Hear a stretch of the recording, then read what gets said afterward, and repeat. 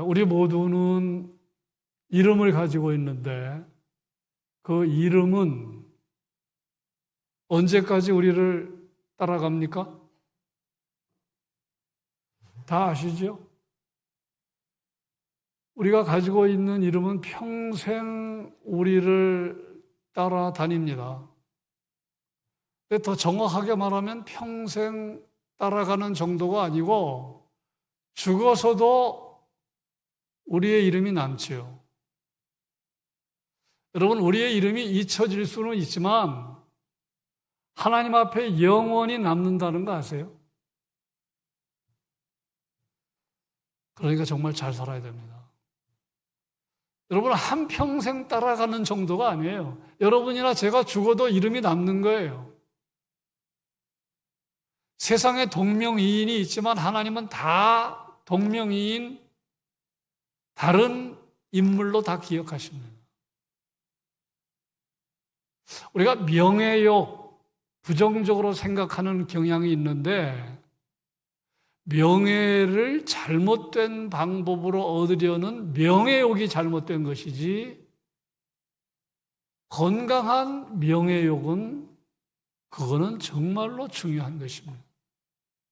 명예욕이 있어야 돼요. 명예가 뭡니까? 좋은 이름값, 좋은 이름으로 내가 남고 싶다. 그게 명예잖아요. 네? 그러니까 명예라는 거는, 명예욕이라고 하는 거는 나쁜 게 아니에요. 무엇보다 우리가 가져야 할 것은 명예욕입니다. 네? 전도서 7장 1절에서 아름다운 이름이 좋은 기름보다 낫다고 그랬나요? 네. 우리가 아시는 대로 이름은 크게, 사람의 이름은 크게 둘로 분류할 수 있죠. 자랑스러운 이름, 부끄러운 이름. 네. 또 하나를 들자면 그저 그런 이름, 자랑스러운 이름, 추한 이름, 부끄러운 이름. 네. 빌라도 추한 이름, 가룟유다 부끄러운 이름, 다 알죠. 이완용 부끄러운 이름, 바울, 베드로, 아브라함, 모세, 다윗, 자랑스러운 이름입니다. 여러분의 이름은 지금 하나님 앞에서 어떻게 각인되어 있을까요? 여러분의 이름은 사람들 앞에서 어떻게 기억되고 있을까요? 정말 잘 살아야 돼요. 중요한 건 우리가 죽어도 이름은 남기 때문에. 존경받는 이름으로 남는다면 얼마나 좋겠어요. 아름다운 이름으로 남는다면 얼마나 좋겠어요. 바라기는 우리 모두 건강한 명예욕을 가지시기 바랍니다. 오늘 말씀 보니까 부끄러운 이름들이 등장하죠. 누굽니까? 아나니아, 도들로, 벨릭스. 아나니아가 누굽니까? 대제사장. 도들로가 누굽니까? 대제사장 아나니아의 변호사. 벨릭스가 누굽니까? 총독. 가이사랴에 주둔하고 있는 로마 총독입니다. 오늘 말씀의 배경은 이런 거지요. 지금 무대가 예루살렘에서 가이사랴로 바뀌었어요. 바울이 1차, 2차, 3차 전도 여행을 마치고 예루살렘으로 돌아오게 되지요. 예루살렘으로 돌아오게 됩니다. 정말로 피곤한 몸이었는데 쉬어야 하는데 예루살렘으로 돌아오자마자 극렬한 극단적인 유대주의자들 바울을 오해하는 겁니다. 바울이 율법을 모독했다, 모세를 모독했다, 성전을 모독했다. 그래서 바울을 소동을 일으키지요. 바울을 체포합니다. 바울에게 문매를 가합니다. 그러니까 예루살렘에 주둔하고 있는 로마 총독이 치안 문제 때문에 개입하게 되는 겁니다. 개입하게 되는 거예요. 천부장이면 1000명의 부하를 거느리고 있는 지휘관인데 천부장이 개입해서 바울을 보호합니다. 바울을. 근데 바울을 보호하기 전에 개입하면서 쇠사슬로 또 묶어버려요. 그래서 바울의 우리가 상태를 생각하면 막 머리도 흥커러지고 온 몸에는 멍이 들고 옷은 찢기고 그런 상황이었음을 충분히 짐작을 할 수가 있습니다. 그래서 이제 바울을 영내에 일단 격리시키죠. 영내에 격리시키기 전에 바울에게 해명할 기회를 줍니다. 그래서 바울이 이제 해명하는 이야기, 그게 이제 22장에 나오는 바울이 그 해명할 기회를 얻어서 간증합니다. 그 이야기를 이미 살펴봤는데 그 이후에 어떤 일이 벌어졌습니까? 아주 강렬한 유대주의자들 가운데 40명이 우리가 바울을 제거하기 전에는 먹지도 않고 잠을 자지도 않겠다. 그런 사람들이 등장한 거예요. 바울을 제거하기 전에는 먹지 않겠다. 잠을 자지도 않겠다. 그래서 대제사장과 장로들에게 부탁을 합니다. 이들을 좀 불러라. 바울을 좀 불러라. 공회와 함께 바울을 잠깐 불러라. 그럼 우리가 매복하고 있다가 제거하겠다. 근데 그 정보를 바울의 생질이 입수합니다. 그래서 백부장을 통해서 천부장에게 전달하고 천부장을 직접 만납니다. 천부장이 사태의 심각성을 깨닫고 바울을 예루살렘에서 총독이 있는 가이사랴로 호송하죠. 보병 100명, 200명, 기병 70명, 창병 200명, 470명의 호위를 받아서 바울은 예루살렘에서 가이사랴 벨릭스 총독에게로 이제 넘겨졌습니다. 한편 그 예루살렘에 있는 그 백천부장은 바울을 고발한 사람들에게도 기회를 주었어요. 총독 앞에 가서 바울을 고발해라. 그래서 바울이 가이사랴에 도착한 지 5일이 지났을 때 대제사장 아나니아와 그를 변호하는 더둘로와 그리고 여러 사람의 장로들과 함께 벨릭스 앞에 나타나서 바울을 고발하는 내용이 24장 1절부터입니다. 자, 이 더둘로가 나섭니다. 이 더둘로는 대제사장 아나니아의 변호사이기 때문에 심정적으로 아나니아의 뜻을 100% 대변하는 거예요. 그러니까 더둘로의 생각은 아나니아의 생각입니다.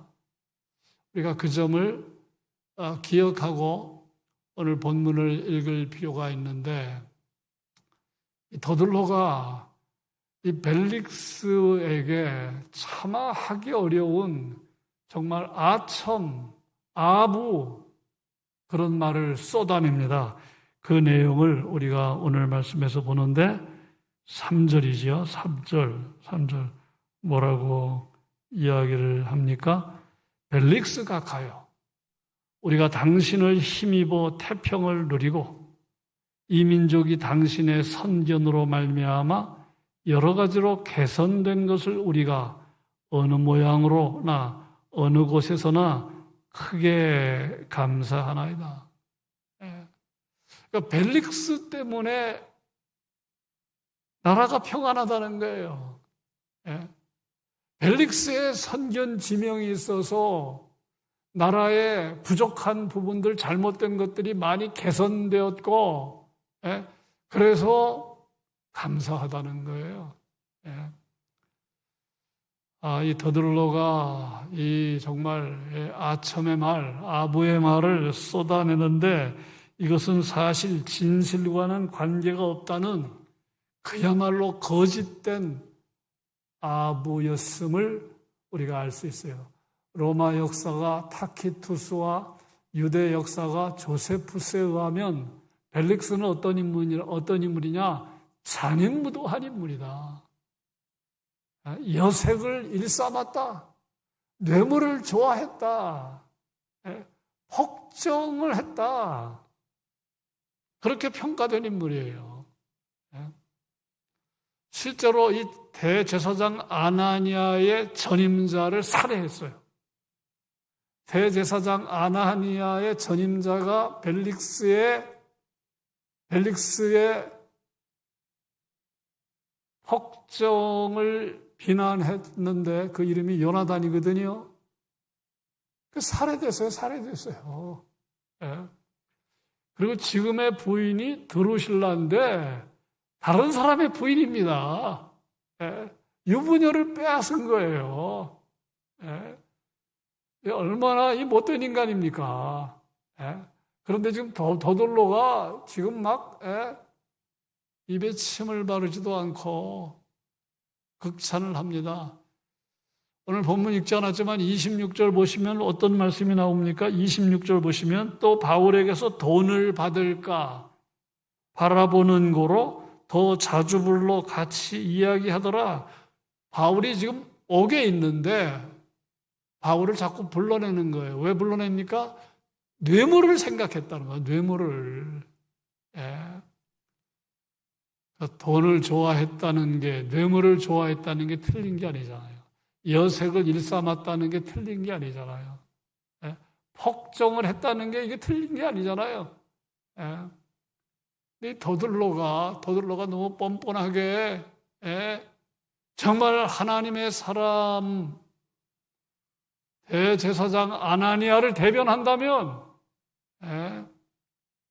불의에 대해서 이야기를 해야 되는데 전혀 그렇지 못한 거지요. 그러니까 이게 바로 대제사장 아나니아의 생각이에요. 대제사장이라고 하면은 이스라엘의 최고 영적 지도자 아닙니까? 그러면 나라의 앞날과 내일을 생각하면서 하나님께 간절히 대신해서 기도하고 지도력을 발휘했어야 하는 인물. 그런데 비열하기 짝이 없는 타락한 지도자였음을 우리가 보게 되는 것이니 지위가 높으면 뭐합니까? 누가 벨릭스를 존경하겠어요? 누가 더들로를 존경하겠어요? 누가 아나니아를 존경하겠습니까? 그러니까 이들은 부끄러운 이름입니다. 추한 이름입니다. 이들이 죽었어요. 그런데 벌써 2000년이 지났는데도 우리가 여전히 그들의 이름을 들먹이면서 우리가 지금 생각하고 있는 거 아닙니까?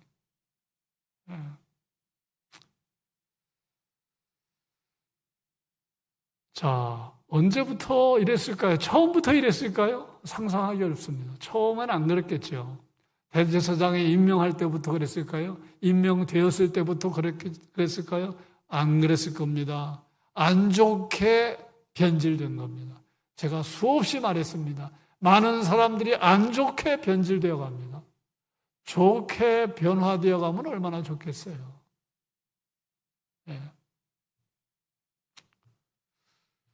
전에 텔레비전 어떤 프로를 봤더니 참 인물 좋은, 하기야 아나운서들 다 인물이 좋은데 키도 크고 인물도 좋고 인상이 좋은 아나운서인데 제가 보기에 좀 흉한 모습을 하고 있더라고요. 머리가 한쪽으로 약간 이렇게 삐딱한 거예요. 그걸 계속 보면서 그 아나운서의 멘트는 잘 안 들어오고 저 머리를 좀 똑바로 하면 좋겠다. 그렇게 생각한 거예요. 그러니까 머리가 기울어졌는데 그걸 알지 못하는 거죠. 빨리 고쳤어야 되는데. 근데 보니까 어느 날 제 설교 동영상을 보니까 그게 남의 이야기가 아니더라고요. 제 이야기더라고요. 제가 고친다고 고쳤는데 어느 정도 됐는지 모르겠어요. 쉽지 않더라고요. 제가 얼마 전에 말씀드렸죠. 팔자걸음을 걷는 사람들이 의외로 많습니다. 너무너무 많아요. 옆에서 보기에도 흉할 정도입니다. 그래서 저는 걸음만큼은 11자로 걸으려고 노력을 하고 비교적 그런 걸음을 걷는데 이 시간이 지나면서 자꾸 변하는 거예요.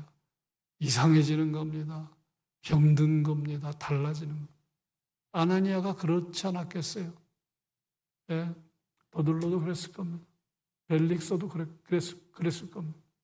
시간이 지나면서 돈을 밝히고 권세를 탐하고 그릇된 명예욕에 빠지고 이 더들로가 고발하는 내용 가운데 바울에 대해서 정말 실체의 왜곡 그런 내용도 있는데 그 내용이 5절입니다. 5절 보시면 우리가 보니 이 사람은 전염병 같은 사람. 지금 바울을 향해서 말합니다. 이 사람은 전염병 같은 자라. 천하에 흩어진 유대인을 다 소요하게 하는 자요. 나사렛 이단의 우두머니라. 우두머니. 성전을 더럽게 한다. 실체의 왜곡이죠.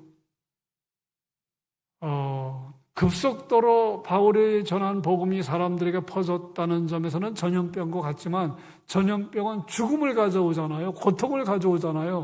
그런데 바울이 전한 하나님의 복음이 고통을 가져왔습니까? 죽음을 가져왔습니까? 그거 아니잖아요. 오히려 사람을 구원하게 하고 자유하게 하고 소망을 주고 치유를 가져오고 회복을 가져오는 복음이었잖아요. 그러니까 완전히 실체 왜곡. 어떻게 해서 이렇게 된 것입니까? 편견에 빠졌기 때문에 이렇게 부정적으로 된 것입니다. 그래서 우리가 편견 조심해야 돼요. 공정하지 못하고 치우친 생각이 편견이잖아요. 편견에 빠지면 실체를 왜곡하게 됩니다. 선입견에 빠지면 어떤 현상, 어떤 사람에 대해서 진실하게 접근하려고 하지 않고 고정된 관념으로 접근하기 때문에 실체를 왜곡하게 됩니다. 예수 그리스도는 이단이라고 생각했기 때문에 바울은 이단을 퍼뜨리는 사람이라고 생각하기 때문에 이렇게 엉터리 이야기를 하고 있는 것입니다. 자, 이제 말씀을 맺습니다. 오늘 한 줄 기도문 두 가지를 드리는데 하나님 좋은 이름, 자랑스러운 이름의 주인공으로 살게 해주십시오. 하나님 좋은 의미에서 명예를 존중히 여기며 살게 해주십시오. 여러분의 명예 값은 지금 어떻습니까? 여러분의 지금 이름 값은 어떻습니까? 여러분 이 기도를 몇 번 반복하고 가세요. 그래야 여러분 의미가 있잖아요. 아무것도 생각 안 나면 되겠습니까? 하나님 내 이름이 좋은 이름, 내 이름이 아름다운 이름으로 남게 해주세요. 그런 삶을 꼭 살게 해주세요. 하나님 혹시 잘못된 편견, 선입견 있으면 고쳐주십시오.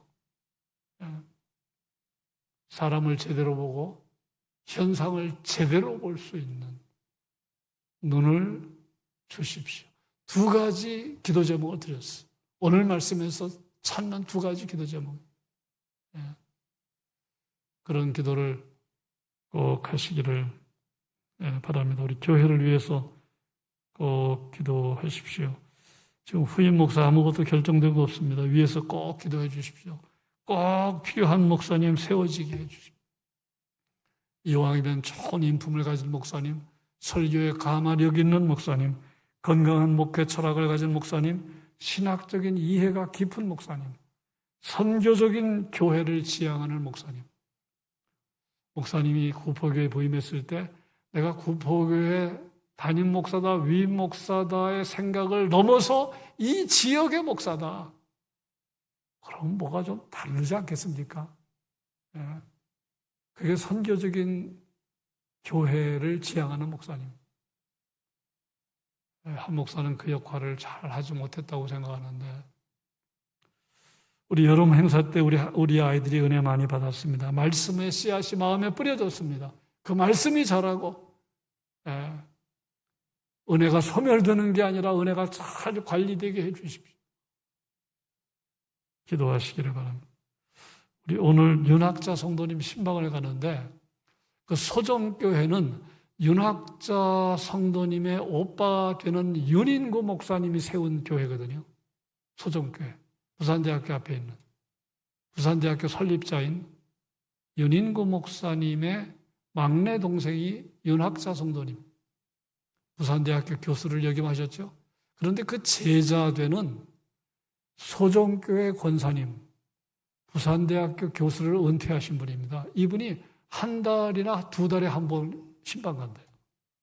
제가 좀 충격을 받았어요. 우리 교회에서는 바로 얼마 안 됩니다. 가까운 데 있는데 소정교회 권사님이 한 달에 한 번 아니면 두 달에 한 번을 윤학자 성도님을 신방 간다.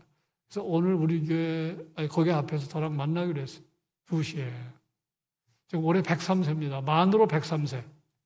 죽음의 복을 달라고. 기도해 주시고, 우리 김정자 집사님 마찬가지입니다.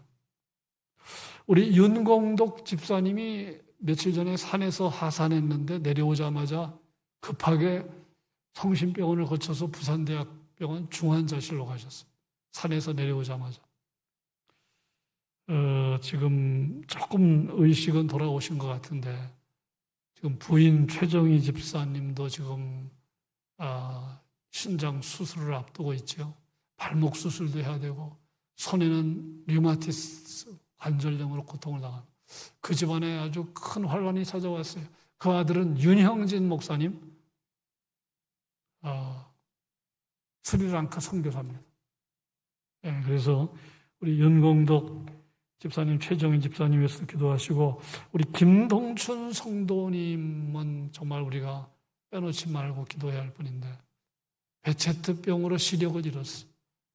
인지 능력 저하입니다. 요양보호사가 간병하기 어렵습니다.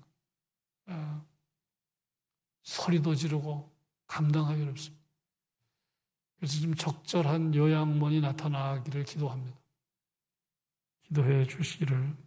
고3 수험생들, 오늘 새벽에도 우리 아이들이 많이 나왔는데 한번 우리 박수로 격려와 축복을 보내겠습니다. 너무 대견해요. 저쪽에도 우리 성미 집사님 아들 준서도 왔고요. 우리 주성이는 한 번도 빠지지 않구나. 우리 주성이를 위해서 한번 축복의 박수를 보내겠습니다. 하나님 신앙을 막 몸으로 표현하는 게 얼마나 감격스러운지 몰라요. 우리 아이들을 정말 축복합니다. 고3 수험생들, 다시 도전하는 학생들, 우리 나라를 위해서 기도하시고, 국내외 선교지, 특별히 우리 김해 지역에 인도네시아 선교사가 김해 지역으로 두 번째 옵니다. 첫 번째 온 분은 수리아완 목사님이고요. 두 번째 오시는 목사님은 하미드 목사님인데 그분의 비자 받을 수 있도록 우리 교회가 스폰서 역할을 합니다. 이제 김해 지역에 무슬림 인도네시아 사람들이 많거든요. 그들을 선교하기 위해서 인도네시아에서 선교사가 김해 지역에 오는데 수리아완 목사님, 두 번째 오시는 분은 하미드 목사님 가정입니다. 자, 우리 한번 이 시간에 다 같이 한번 통성으로 잠시 기도하시고 각자 개인 기도하시기를 바랍니다. 우리 반주에 맞춰서 먼저 오늘 말씀 하나님 앞에서 사람 앞에서 좋은 이름, 자랑스러운 이름의 주인공이 되기 원합니다. 도와주십시오. 하나님 아버지, 어떤 사람 볼 때, 문제 볼 때 편견 가지지 말고 보게 하십시오. 있는 그대로 볼 수 있는 눈을 주십시오.